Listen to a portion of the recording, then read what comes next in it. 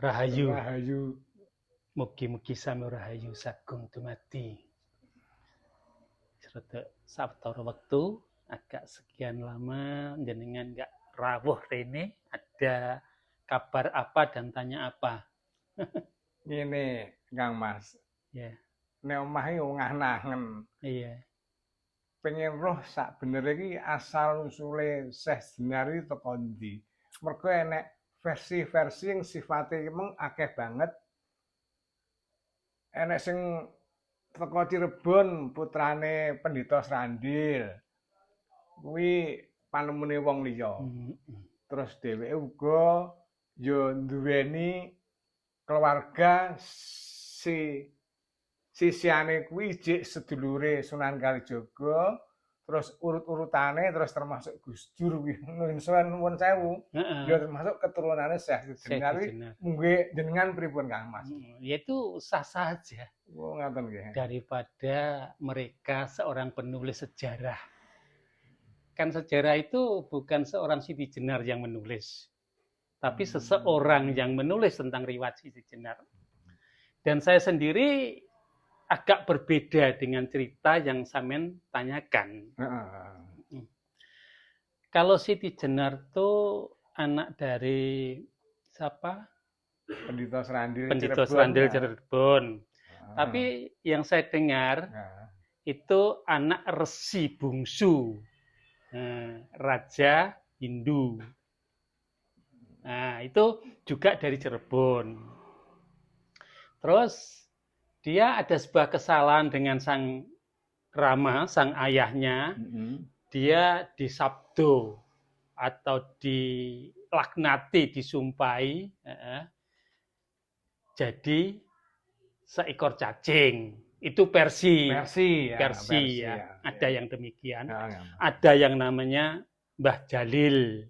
Abdul Jalil. Ada yang bilang, ada yang mengatakan namanya Ali Aksar. Ada juga yang bilang Sunan Jeporo.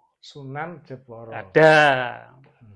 Banyak versi buku-buku yang pernah aku baca, sepintas-pintas demikian. Namun aku membaca tentang riwayat Syekh Siti Jenar yang agak komplit, itu agak berbeda dengan cerita-cerita yang jenengan dengar atau jenengan baca dari sebuah buku riwayat.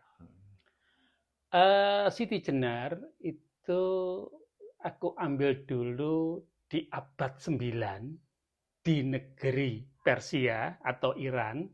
Lahirlah seorang anak yang akhirnya menjadi seorang mistiskus yang namanya yang benar Abu Hasim bin Al-Halat. Pada saat dia melakukan sebuah paham atau memberi pelajaran paham tentang wahdatul wujud, dan di negeri itu saat gencar-gencarnya membangun sebuah syariat Islam dengan para pukuha, dengan para punggawa negara, dia dikejar-kejar. Yang pada umumnya orang mengatakan Al-Halat, sebetulnya namanya Abu Hasim bin Al-Halat. Yang daerah Persia. Yang sekarang Iran. Lantas dia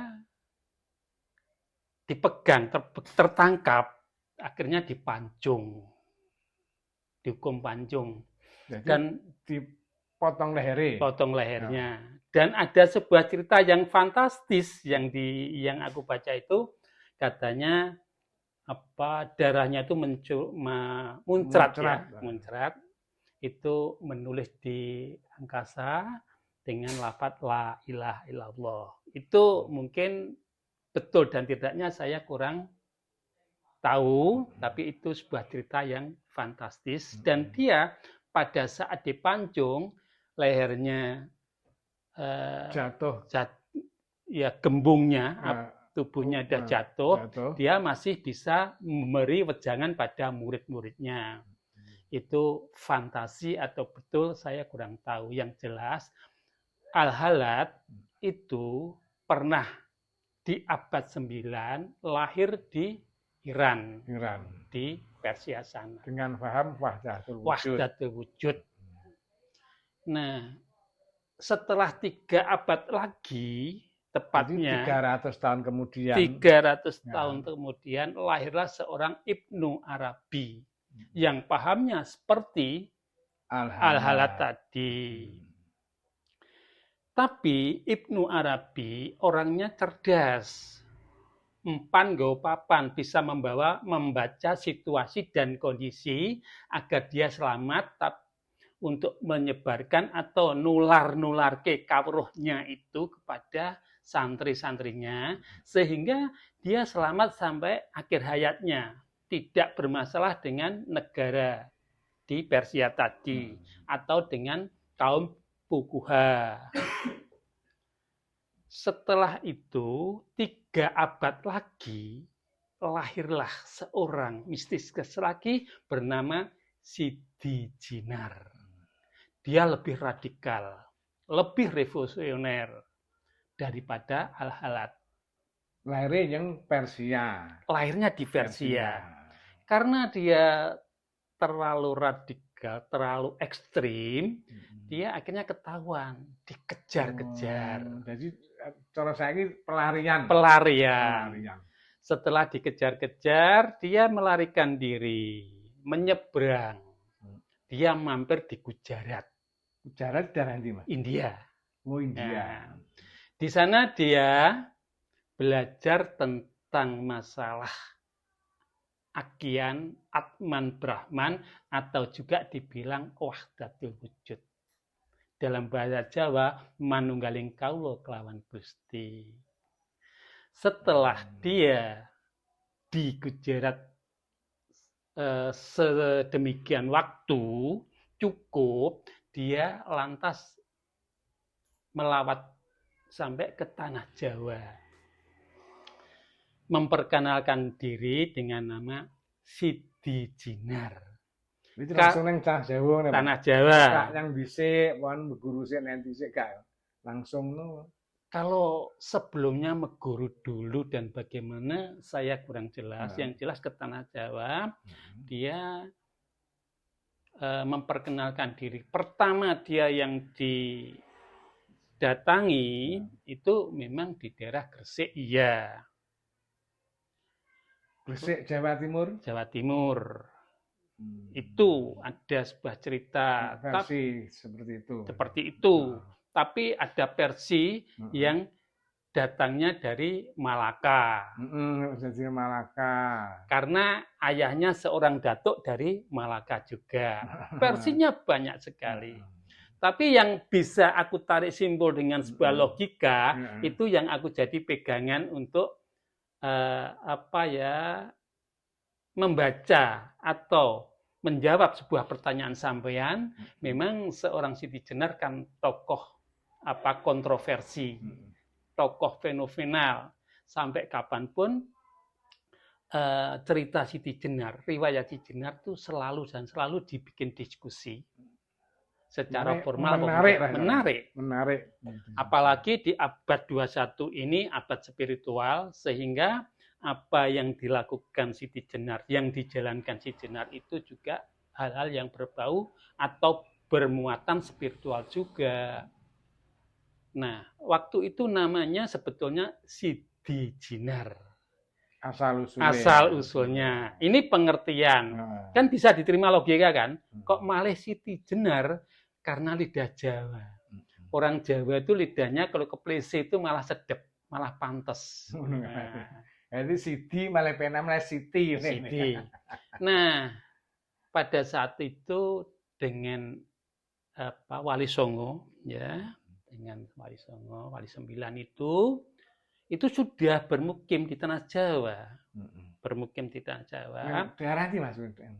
Cirebon apa sing manggone teng Jawa Barat apa Jawa Tengah Mas? Nah, di sini sulit untuk dideteksi di mana dia asalnya, tempatnya itu sulit dideteksi. Karena apa? Ada yang bilang Siti Jenar itu punya dikatakan Syekh Lemah Bang. Tapi di Lemah Bang, Tanah Abang juga tidak ada petilasan. Syekh Lemah Brit. Itu Lemah Bang di mana-mana tidak ada. Nah, satu ketiga dia berkenalan dengan Sunan Kalijogo. Berkenalan dengan Sunan Kalijogo. Apa saumuran ya cara wong? Iya, kurang lebihnya usianya kurang lebihnya demikian. Sak zaman lah. Satu zaman. Lantas Siti Jenar itu dikasih tahu dengan Sunan Kalijogo. Kalau Sunan Bonang nanti mau medar kepada Raden Patah di katakan Bengawan. Bengawan itu seperti kali besar atau seperti danau atau apa gitu. Lah dia butuh penyeberangan. Lah butuh penyeberangan seorang yang bisa nyatang, yang bisa narik perahu. Dia dengan Sunan Kalijogo disuruh untuk menjadi seorang tukang satang. Lantas dia dikasih tahu namanya berganti Mbah Jalil atau Abdul Jalil. Abdul Jalil. Jadi sesinglon. Sesinglonnya nama samaran. Sebetulnya yang saya baca demikian. Percaya dan tidaknya monggo netizen maupun jenengan. Nah, setelah di dalam baito atau dalam perahu, saat itu kan perahunya Jeng Sunan Bonang dengan Raden Patah satu perahu. Dan satu ketika perahunya itu rembes bocor. Nah, setelah bocor ditambal dengan lumpur. Terus lagi lendut. Lendut itu ya lumpur. Ya, itu katutan cacing atau elur anak cacing. Ada elurnya atau anak cacing. Dan pada saat Sunan Bonang itu mejang dengan Raden Patah, itu sebetulnya bukan wejangan seperti ilmu kasampurnan tuh kayaknya bukan. Pada saat itu Sunan Bonang mejang dengan Raden Patah, Mbah Jalil atau Siti Jenar atau Siti Jinar di balik campingnya yang lebar, dia berkata demikian. Nuwun sewu Njeng Sunan, di ing piwulang Islam mboten dikeparengaken aben sawung sakurungan. Kalau di bahasa Indonesia kan, permisi Sunan Jenar, Sunan Bonang, di ajaran di piwulang Islam tidak dibenarkan menyabung ayam satu kurungan. Tegese ngadu ayam sak kurungan, ngadu bapake mbek anake satu negara. Nah, dengan rasa kurang berkenan tapi sikap yang halus, di situ ada elur diceritakan kalau itu Siti Jenar dicipto atau disidikoro menjadi manusia, seekor cacing. Ada kaitannya seperti Resi Bungsu seorang ayahnya, katanya itu. Dia pun juga punya kesalahan, Siti Jenar juga disidikoro atau disumpahi menjadi seekor cacing. Logika bisa menerima enggak? Seekor cacing bisa wujud manusia. Kalau toh itu sihir, bisa, tapi tidak selamanya. Hanya sekejap. Nah, jadi ini hanya sasmito, pralambang, atau kritik halus, atau sarkasme, sindiran halus. Kalau Siti Jenar itu orang yang derajatnya rendah, sudra sempali pidak pejaraan diangkat nyanggening papan kang utama didadekake waliullah untuk ukuran Sunan Bonang. Kamu berani untuk membantah apa yang jadi wedar sabdonya. Jadi dari nama Mbah Jalil itu sesinglon pada saat dia untuk nyatang atau jadi tukang perahu di tengah Baito itu. Jadi waktu Sunan Bonang medar kawruh neng Raden Patah, jangan-jangan duduk kawruh Mas Mar ya. Betulnya bukan kawruh. Ya mungkin sejenis suatu politik. Satu gerakan untuk musuh sistem. Mergo Raden Patah itu memang anake Raja Brawijaya kelima. Itu versi itu yang saya baca demikian. Ada acuan-acuan yang aku baca. Dari itu pun saya juga pernah diberi cerita dari seorang kakek saya yang aku cross-check-kan dengan buku itu hampir atau mirip sama. Jadi untuk ukuran saya Al-Halat 300 kemudian Abu Hasim bin Mansur Al-Halat. Sebetulnya namanya Abu Hasim bin Mansur Al-Halat. Jadi Mansur Al-Halat itu bapaknya Abu Hasim yang punya paham tentang wahdatul wujud itu. Itu kan satu negara, di negara Persia sana. Nah, di Jawa apa enggak ada paham seperti itu? Ada kebetulan yang namanya manunggaling kawula kelawan Gusti gitu loh. Itulah asal usule Syekh Jenar mau ya teko Persia. Iya. Ya terus mergo dheweke mung duber tentarane kono negarane Persia mlayu keblancang neng tanah Jawa. Semula dia masih hijrah. Atau bermukim dulu di Gujarat. Kebetulan di situ orang-orang Hindu sedang di daerah itu agama Hindu sedang mekar-mekarnya, sedang berkembang. Tentang perjalanan seorang anak manusia untuk memahami akian Atman Brahman. Nah, lah memang wis jelas lah asal sejenis saka Persia. Terus aku yo arep takon neh, Mas. Apa? Kacute sing kemang. Kok iso darani Syekh Jenar iki kok iso saka cacing? Mengken gak masuk akal nek Mas karo gak masuk akal. Saka cacing. Ya terus upamane paham sing ngono ki mang ya kira-kira piye Mas? Maksudnya ngene. Lah wis darani dhewe gak percaya mergo sampean wis ngomongnya lah itu janjane simbolis mung asal-usule teko wong pidak pejaraan. Itu hanya sebagai simbolis saja. Agar seorang penulis cerita itu lebih menarik, lebih fantastis. Dan seorang pengarang buku itu ada cenderung ke subjektifnya. Ya, entah berapa persen itu ada sebuah kecenderungannya ke subjektifnya gitu. Mungkin. Terus apa ya sing tak takokne neh iki? Koyoke kok Cik.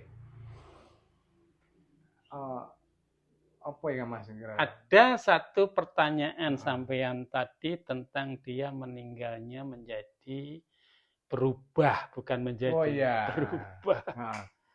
Terus enek kabar utawa sejarah utawa apa sing arane ora paham.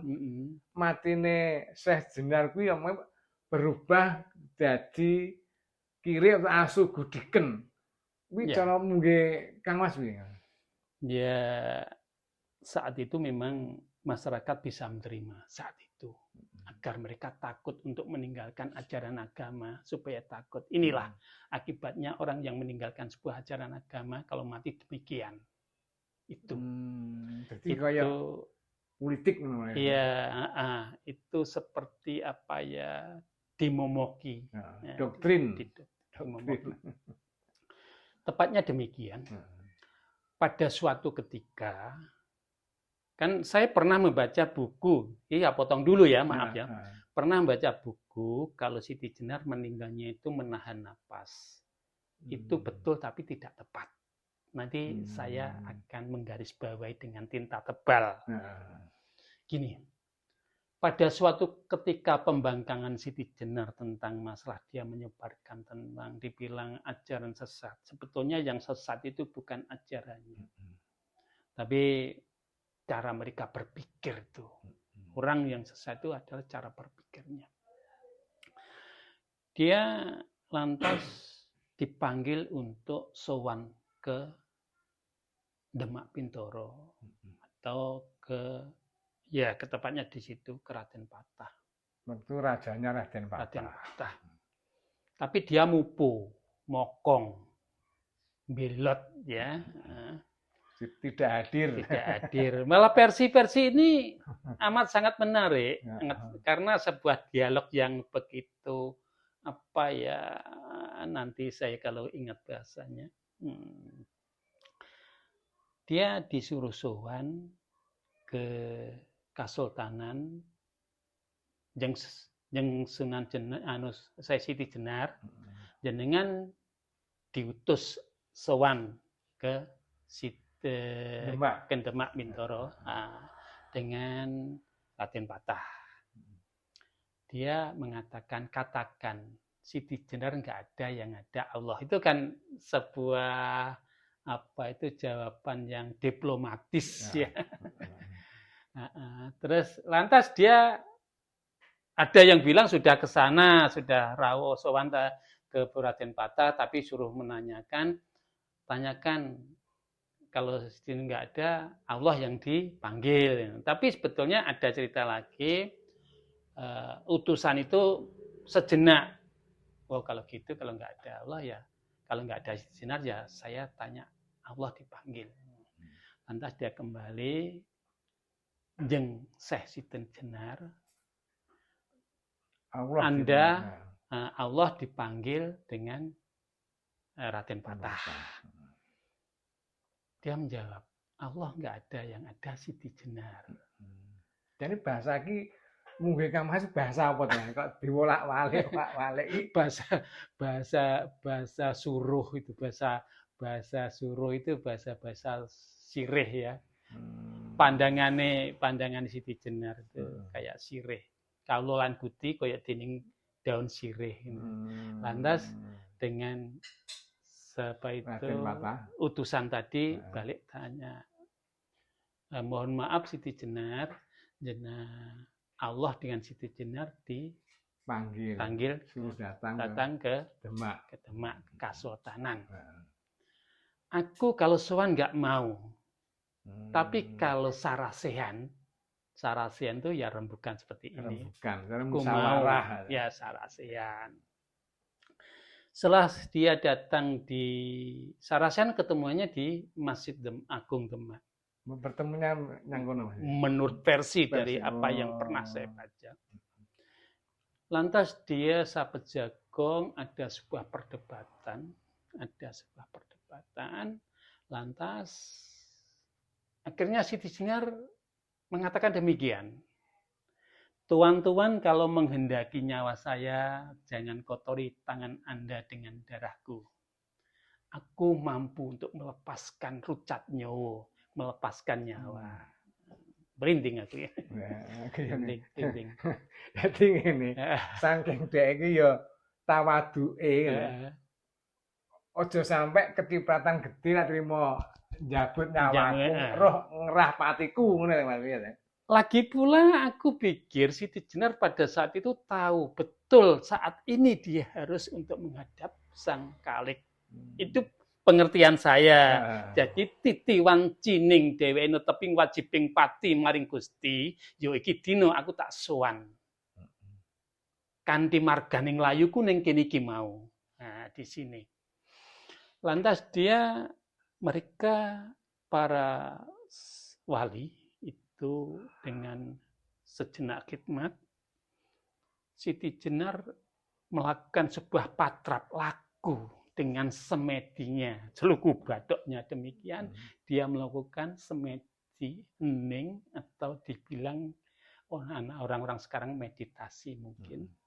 Dia melakukan satu tarikan napas pelan.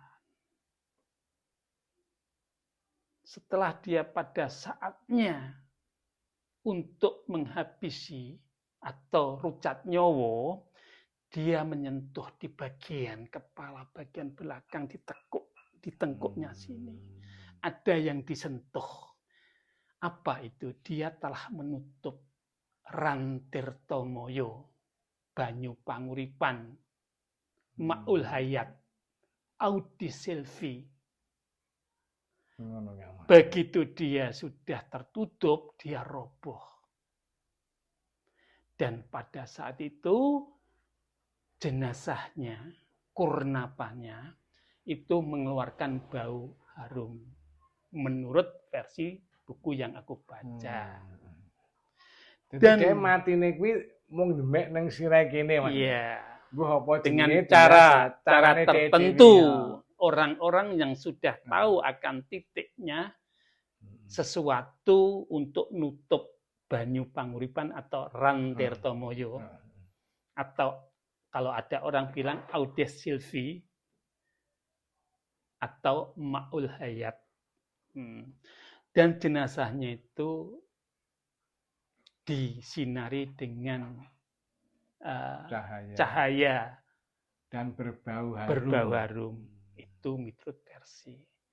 Lantas kenapa ada cerita Syekh Siti Jenar mati, jenazahnya berganti dengan anjing kudisan?